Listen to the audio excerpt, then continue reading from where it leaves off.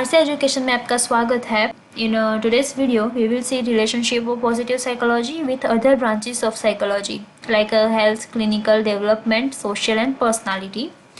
तो इसके पहले वीडियो में हमने देख लिया कि ये जो ट्रेडिशनल साइकोलॉजी वर्सेस और पॉजिटिव साइकोलॉजी है क्या। तो शुरू करने से पहले कहना चाहूँगी कि जिसने भी अभी तक मेरे चैनल को सब्सक्राइब ना किया हो तो प्लीज़ सब्सक्राइब कर दीजिएगा और बेल आइकन को दबाना ना भूलिएगा ताकि मेरी हर वीडियो की नोटिफिकेशन आपको मिलती रहे। तो अब शुरू करते हैं। First is health psychology. Health psychologists have long suspected that negative emotion can make us sick and positive emotions can be beneficial in a health psychologist.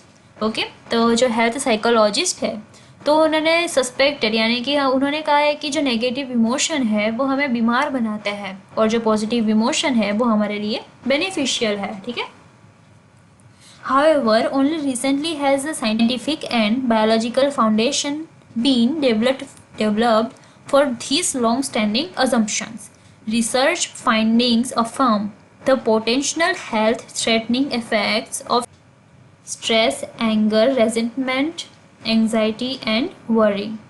One reason that stress and negative emotions are bad for us is that they seem to suppress the functioning of the immune system and reduce our body's ability to fight disease. ये important है कि जो हमारा stress है यानी कि जो negative emotion है वो हमारे लिए हानिकारक है यानी कि बैड है हमारे लिए, क्योंकि वो हमारा जो इम्यून सिस्टम है, हमारा जो फंक्शनिंग करता है हमारी इम्यून सिस्टम उससे दबाता है। It suppress us. Okay, body की जो एबिलिटी है डिसीज को फाइट करने के लिए उसे रिड्यूस करता है, कम करता है।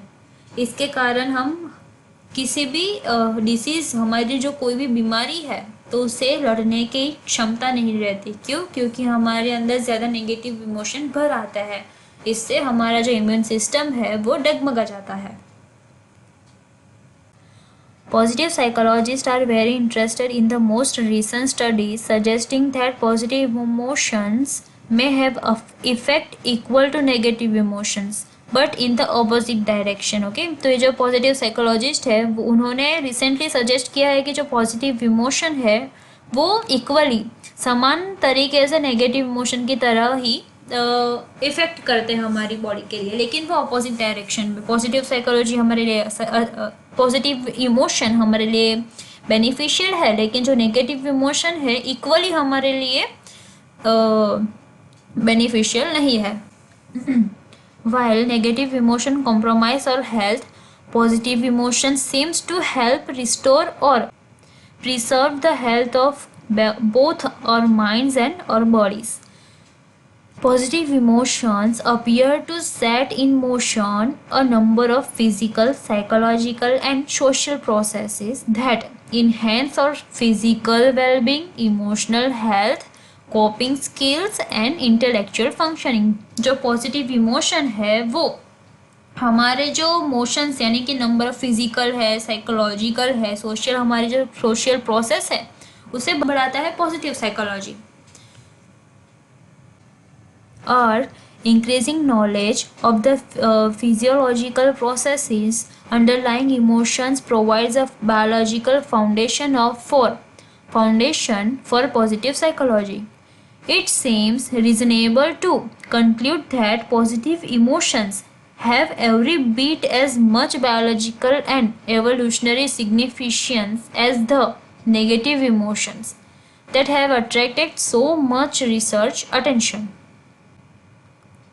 Consistent with the goal of restoring balance to field, positive psychology emphasizes examination of the value of positive emotion in our lives.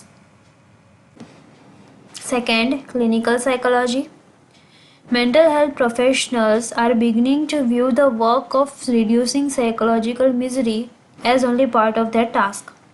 However, many clinicians have begun shifting from the single-minded purpose of treating psychopathology toward a perspective that includes prevention of illness and promotion of positive mental health. यानी कि कई चिकित्सकों ने मनोविकृति के जो इलाज है तो उसे एकमात्र उद्देश्य से हटकर ऐसे दृष्टिकोण की ओर रुख करना शुरू कर दिया है कि जिसमें बीमारी की रोकथाम होती है और जो सकारात्मक मानसिक स्वास्थ्य होता है उसको बढ़ावा देने शामिल होता है। ठीक है, उसमें शामिल है। Third is developmental psychology. A long-standing focus of developmental psychologists has been examination of condition that threaten healthy development.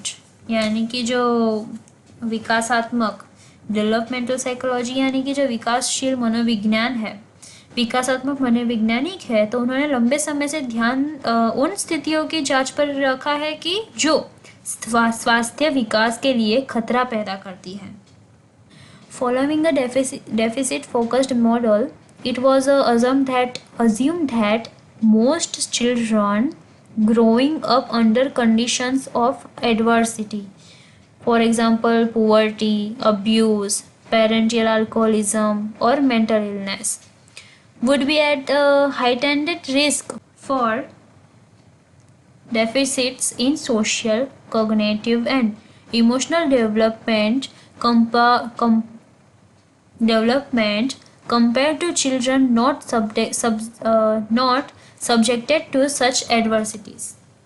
यानी कि ये जो परिस्थितियां है, जैसे कि ये जो गरीबी है, दुर्व्यवहार है, माता पिता की जो शराबखोरी होती है या मानसिक बीमारी है, तो उसमें बड़े होने वाले जो अधिकांश बच्चे होते हैं उसमें सामाजिक, संज्ञानात्मक और भावात्मक विकास में कमी देखने को मिलती है और वो जोखिमी बच्चे उन बच्चों की तुलना में अधिक होगा। ठीक है, जो ऐसी प्रतिकूल परिस्थितियों के अधीन नहीं है। These assumptions began to change in the 1970s when many psychiatrists and psychologists drew attention to the amazing resilience of certain children and adults subjected to potentially debilitating life challenges. तो ये धारणाएं 1970 के दशक में बदलनी शुरू हुई जब कई मनोचिकित्सकों और मनोवैज्ञानिकों ने कुछ बच्चों और वयस्कों की अद्भुत लचीलेपन की यानी कि जो रेजिलियंस है उसकी ओर ध्यान आकर्षित किया, जो संभावित रूप से दुर्बल करने वाली एक जीवन चुनौतियों के अधीन थे। The fourth is developmental psychology. Cases of resilience, meaning good outcomes in spite of serious threats to adoption or development, यानी कि जो अनुकूल या विकास के लिए गंभीर खतरों के बावजूद अच्छे परिणाम देखने को मिलता है। Perhaps even more intriguing is that the concept of post-traumatic growth, यानी कि PTG, as a counterpoint to post traumatic stress disorder, PTSD, ये इंपॉर्टेंट है, याद रखना। PTG और PTSD, post traumatic growth and post traumatic stress disorder.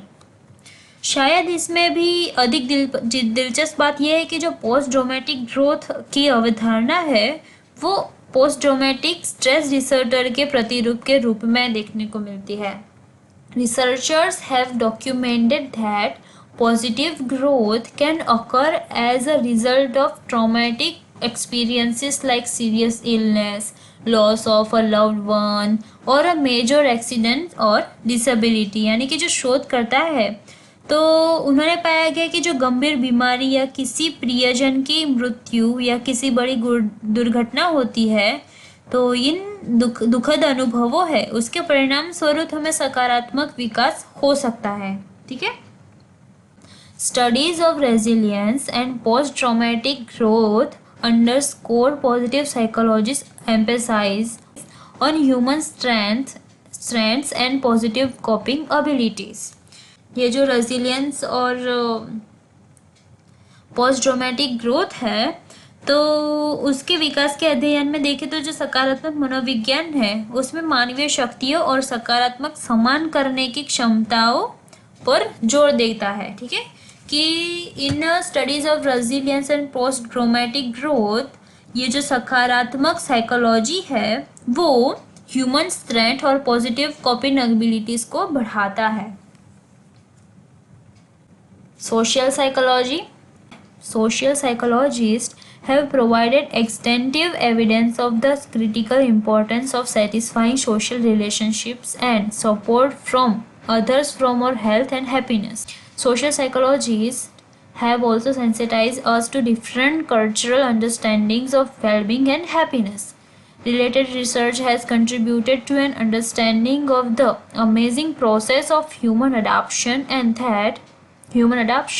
that helps explaining why increases in income, like the sudden wealth of a lottery winners, has only short-term effects. In a short way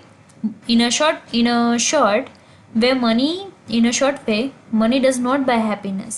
यानी कि related research देखा जाए तो जो सामाजिक मनोवैज्ञानिक है तो उन्होंने हमारे स्वास्थ्य और खुशी के लिए सामाजिक संबंधों और दूसरों के जो समर्थन है तो उसको संतुष्ट करने के लिए महत्वपूर्ण और महत्व व्यापक प्रमाण प्रदान कर दिया है। सामाजिक मनोवैज्ञानिकों ने हमारे कल्याण और खुशी की विभिन्न सांस्कृतिक समझ के प्रति भी संवेदनशील उसे बनाया है और साथ ही जो संबंधित शोध है तो उन्होंने मानव अवलोकन की जो अद्भुत प्रतिक्रियाएं है उसको समझने में योगदान दिया है, जो यह समझाने में मदद करता है कि लॉटरी विजेताओं की अचानक संपत्ति की तरह आई ये जो वृद्धि यानी कि ये जो ग्रोथ है, मनी इंक्रीजिंग है, वो केवल अल्पकालिक यानी कि थोड़े समय के लिए ही होती है। संपेक्ष में देखें तो जो पैसा है वो खुशी को नहीं खरीद सकता। Personality psychology. Studies by personality psychologists have identified positive traits and personal strength that form the foundation of health and happiness. यानी कि जो व्यक्तित्व मनोवैज्ञानिकों के द्वारा किए गए ये जो अध्ययन है उसमें सकारात्मक गुणों और व्यक्तिगत शक्तियों की जो पहचान होती है वो की गई है जो स्वास्थ्य और खुशी का आधार बनता है। These studies include investigations of genetic basis of or happy temperament and personality traits related to individual well-being such as optimism, self-esteem, extraversion, a positive life outlook, and how the pursuit of personally meaningful goals contributes to happiness. यानी कि in studies of investigation the genetic basis of a happy temperament यानी कि जो genetic basis होती है हमारी जो खुशी की टेम्परमेंट है और जो पर्सनालिटी ट्रेट है वो रिलेटेड होती है अलग अलग वेलबींग के द्वारा, such as optimism, self esteem, extraversion यानी कि जो आशावाद होती है, आत्मसम्मान है, बहिर्मुखता, सकारात्मक जीवन दृष्टिकोण और व्यक्तिगत रूप से जो सार्थक लक्ष्य है तो उसकी खोज कैसे खुशी में योगदान करती है वो हमें देखने को मिलता है स्टडी के अंदर।